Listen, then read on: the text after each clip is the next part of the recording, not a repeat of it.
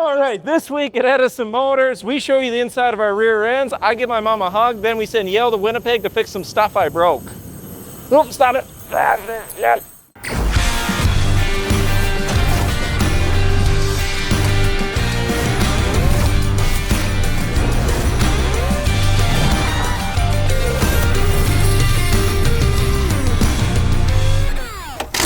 So today we're taking apart this drive axle here so we can send it off for CMVSS dyno testing.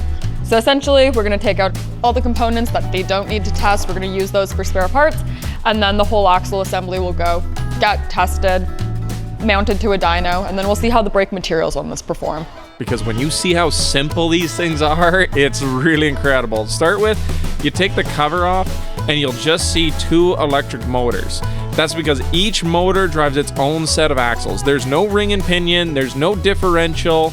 It's just one motor per set of tires. That's all that drives it, which means that there's fewer moving parts, there's less stuff to brake, you're sending the torque just directly to the wheels. It's a far better system than you see in a traditional, normal semi-truck rear end. Guys did a great job. They took the whole thing apart in a day, and now you can actually see the whole axle assembly exposed. This is going to be going to a dyno for CMVSS testing, but look at and see what we actually pulled out of this. Pretty wild and compact of a package. This is our motors that power our axle. This is a PMSM motor. It's 180 kilowatts and it could put out about 20,000 foot-pounds of torque. Crazy to think about how small this thing is. As you notice, this is just one motor. We actually got another one right here. And how that is, and what's so special about these axles, is there's 2 motors in each, 1 motor per wheel. This allows us to do torque vectoring and really get the max efficiency out of this. And it's more than just a motor. Obviously, there's a gear assembly.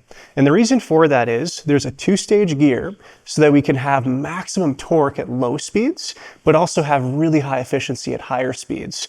I'm looking forward to seeing how this does at the dyno. So what's really exciting is that this is only the version 1. Our version 2 will actually integrate these 3 phases directly into the motor itself.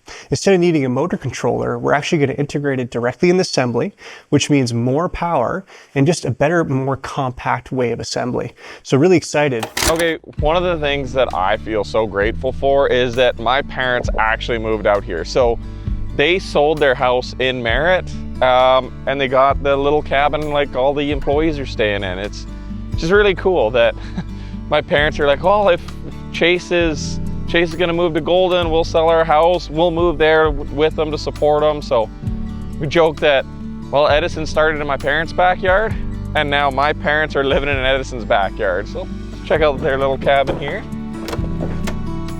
It's been great. My mom's got a job here. Hi everyone. It's my mom, she's got a job where she can work remotely, so she was able to work here from home, and my dad moved in to help everyone out with their cabins and start putting plywood and all that up. But it's... So, sorry for the mess, but we are in construction, everybody. And we are loving it out here. We finally got power this week, so that's awesome. So I don't have to travel to the hospital anymore. I can work from home. So that's terrific. Yeah. Yeah. It is so beautiful here. Just so nice to have you. Oh, thanks, love. Thanks. It's just great.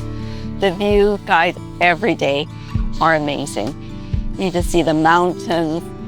I just wake up every day happy, and I see them from every window here. Gorgeous. So, thank you. So we got fire extinguishers for all the cabins, because obviously you got to worry about safety. And we noticed that this extinguisher is serviced by Tesla Fire Systems.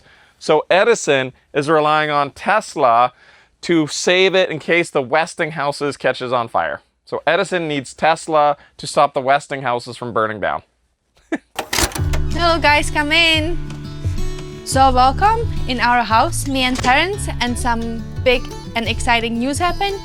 We had electricity, which is super cool because we have been without electricity since May. So having a fridge is a pretty big thing.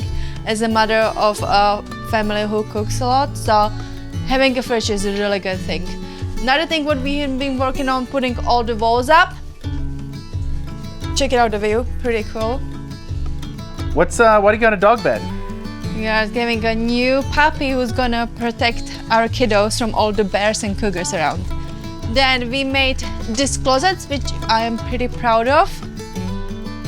And then I have been also painting because my biggest priority for me to make my son's bedroom as most homey as possible. So I'm pretty proud of my painting, what I just did, and you can see on my pants as well. Yeah, so trying to make a home for ourselves here in Donald.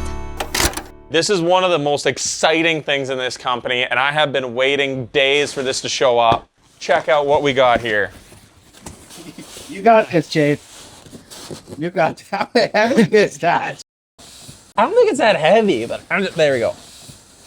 Oh, that is heavier than you would expect it to be.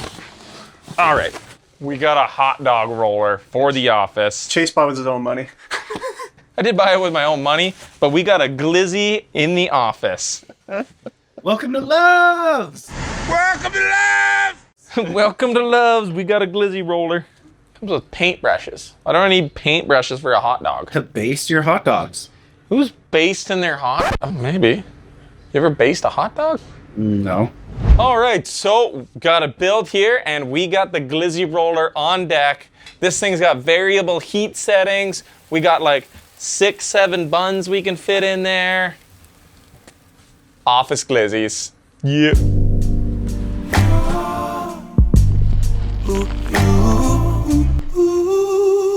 As Chace was delivering and unloading the Undisclosed Truck to the body outfitter in Winnipeg, a ground fault issue popped up. So now I'm flying out to take care of this issue. I just got off the plane in Winnipeg. I'm back with the tools and the resources to fix this problem. The first thing we gotta do is inspect every single time. I always do it. I look, see that there's no tears in the fingers or the cracks, and then we can blow it up.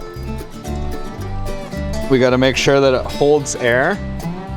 So this is an example of a glove that's holding air. I'm gonna put on first my cotton glove liner. So ideally, if your hands aren't perfectly clean, this will offer some protection. Also, if you're sweaty or wearing your gloves for a long time, this will make it a lot more comfortable. This is our high voltage glove. We're working with 600 volts. This is tested for 1,000 volts and we're good. And its tested date is May 2025. We're in that 6-month period, so we're all good. And finally, the leather glove protector. This isn't high voltage rated, but it will protect the rubber. We really don't want that rubber getting damaged. The rubber's only job is to insulate from high voltage. This is what makes the glove strong. These are also disposable if you get a rip, if you get metal in it. So we use this multimeter because we can connect and log our data and make notes. And that's really valuable for debugging. I'm unplugging the battery connection. We have B- out, and just to show that we're making continuity, this is a good grounding point right here. It's a bolt on the frame, and I don't want to see any big voltage between any of the negatives of the battery. We're all good. If there had been an issue, we would have seen around 300 volts on the multimeter. We didn't see that, so we can say that the ground fault is definitely currently isolated. So let's put that pack fuse in and see if that ground fault shows back up.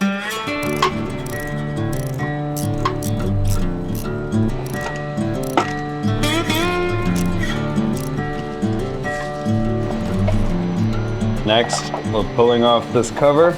This covers the pack fuse. I'm gonna take some measurements from here to chassis and here to chassis to see where we have continuity and therefore exactly where the issue is. That beep means we have continuity. Between these two screws, we have continuity. We have continuity between the right side of this pack fuse and chassis. You can hear by that beep. However, there's a voltage difference. So on the screen here, we have DC volts, and I have one probe on the chassis and one probe on the right side of the MSD. And we can see that the chassis is 300 volts below. So now with the positive probe on the right side of the MSD and the negative probe on the chassis, we see 300 volts. That tells us there is a ground fault between the right side of the MSD and the chassis. Next thing we're gonna do, we're gonna go to the other pack and we're gonna also measure both sides of the MSD. And that's saying about 36 kilo ohms. So that is gonna be our issue. We're dealing with continuity between the left side of this pack, MSD, and chassis. I've just thrown this schematic together. We're measuring. We first took out the pack 5 fuse and measured 300 volts between chassis and the right side of this pack fuse. And then we had that no connect on the left side, which makes sense. We know that the issue is in pack 5. And similarly, we had no connect on the right side of the pack 6 MSD, and we did have 30 ohms on that left side of the pack 6 MSD. And last time we were here, I disconnected this pink wire and the issue of the ground fault was still there. So we know it's not in pack 6, it's in pack 5 or in the wire that connects to pack 5. So the next thing I'm gonna do right now is I'm going to disconnect this pink wire at pack 5 and I'm gonna measure at pack 6 on the left side of the MSD. If we still see that continuity, then we know the wire is making contact with the chassis. And if we don't see that continuity, then we're gonna have to look at pack 5 and maybe even drop that pack out of the truck. That is the connector that I suspect is causing our ground fault. So I just unplugged that, and now we're gonna go to pack 6 and measure the voltage of this MSD here. We'll test chassis to chassis, and we have that continuity there.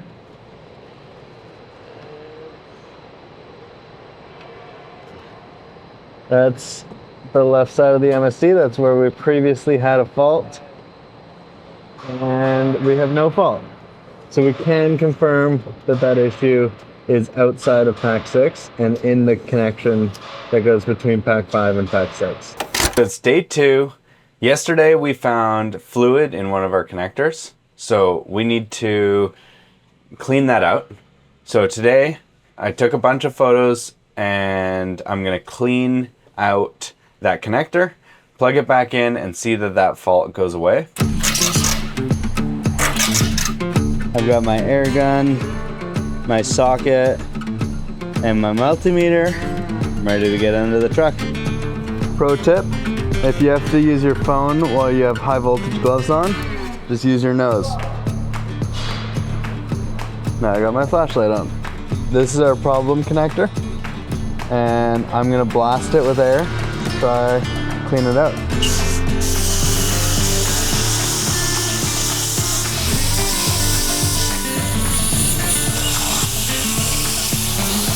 So just giving this a visual inspection, it looks much better now. Next up, we have to take this pack fuse out.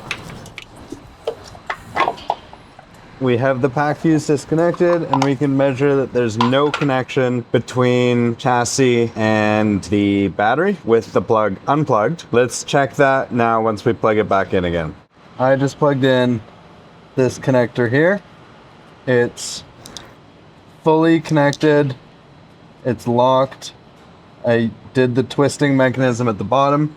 Let's check for continuity again now. So I don't know if you can see on the screen, but there's still 300 volts. We still have the ground fault. So I just went ahead and did 2 things. First of all, I removed the connector and took it out of the truck completely.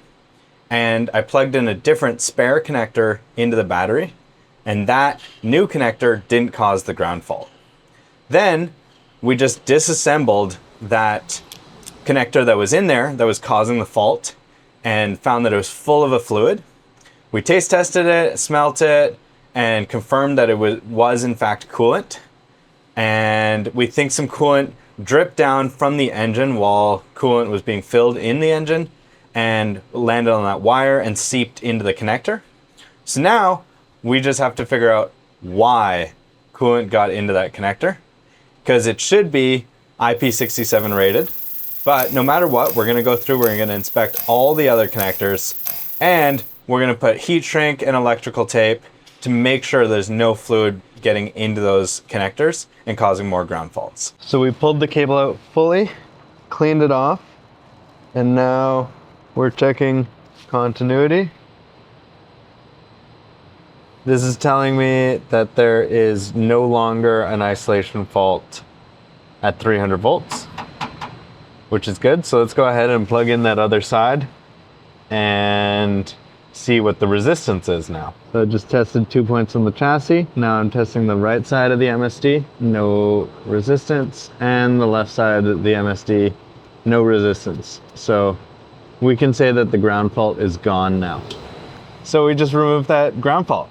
Let's tape up that connector so it doesn't happen again and plug it back in.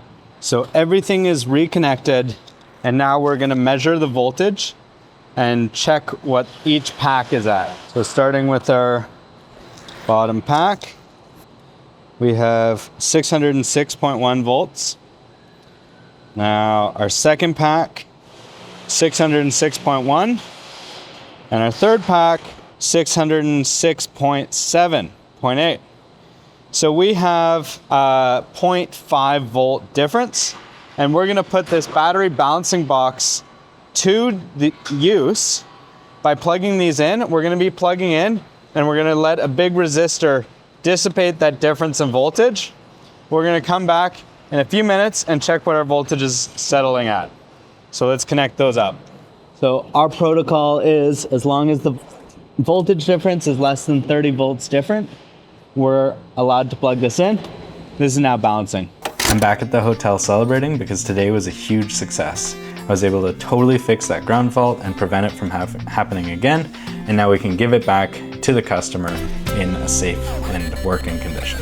And it just so happened that it snowed while I was away, so on my way home, I stopped at Lake Louise and got some skiing in, which was a total blast.